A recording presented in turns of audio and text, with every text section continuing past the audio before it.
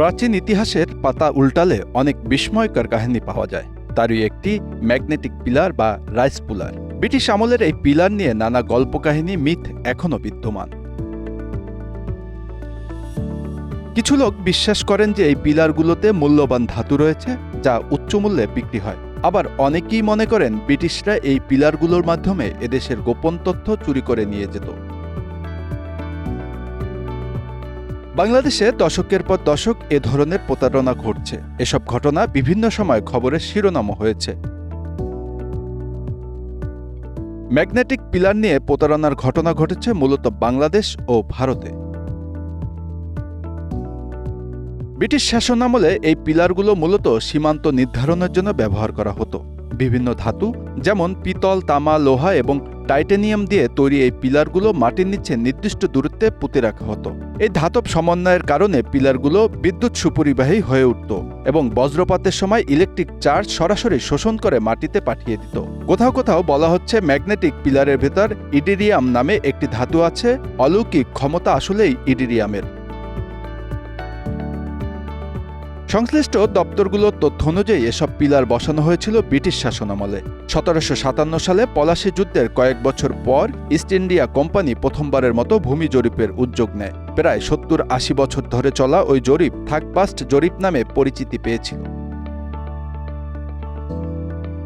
3টি মৌজা যে বিন্দুতে গিয়ে মিলেছে সেখানে একটি করে পিলার বসানো হয়েছিল। এতে চুম্বক থাকার কথাও শোনা যায়। ঘোর বর্ষা বা বন্যায় পিলার ডুবে গেলে যেন অন্য কোনো ধাতু দিয়ে পিলারটি চিহ্নিত করা যায়, এটাই ছিল উদ্দেশ্য। থাকপাস্ট জরিপের পর আরও 2টি জরিপ করেছিল ব্রিটিশ সরকার। এর একটি রেভিনিউ জরিপ ও অন্যটি ক্যাডাস্ট্রাল সার্ভে, যেটিকে সিএ জরিপও বলা হয়। রেভিনিউ জরিপের সময় কিছু মাটির ডিবিও বসানো হয়। সে কারণে এই জরিপ ডিবি জরিপ নামেও পরিচিত ছিল। ভূমি বিশেষজ্ঞরা বলেন, সীমানা চিহ্নিত করতে বসানো পিলার বা মাটির ডিবিতে অলৌকিক কিছু ছিল এমন কোনো প্রমাণ নেই। তবে নানা প্রচার আছে। এটা প্রমাণের জন্য আইনশৃঙ্খলা রক্ষাকারী বাহিনী এর আগে এই পিলার উদ্ধার করে বাংলাদেশ পরমাণু শক্তি কমিশনের কাছে পাঠিয়েছিল। সেখান থেকে এখন পর্যন্ত ক্যালসিয়াম, আয়রন, সিলিকন, টাইটেনিয়ামের অস্তিত্ব পাওয়া গেছে।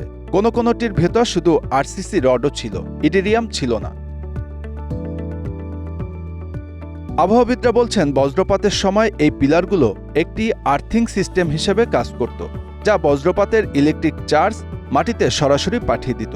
ফলে বজ্রপাতে মানুষ মারা যেত না। ব্রিটিশরা এই প্রযুক্তি ব্যবহার করে আমাদের দেশের মানুষকে বজ্রপাত থেকে সুরক্ষা প্রদান করেছিল। কিন্তু বর্তমানে কিছু অসাধু লোক এই পিলারগুলো নিয়ে গুজব ছড়িয়েছে। এগুলো মহামূল্যবান এবং উচ্চমূল্যে বিক্রি করা যায়। ফলে দেশের বিভিন্ন স্থান থেকে পিলারগুলো চুরি হতে থাকে। প্রকৃতপক্ষে এই পিলারগুলো থেকে কেউই উল্লেখযোগ্য অর্থ উপার্জন করতে পারেনি।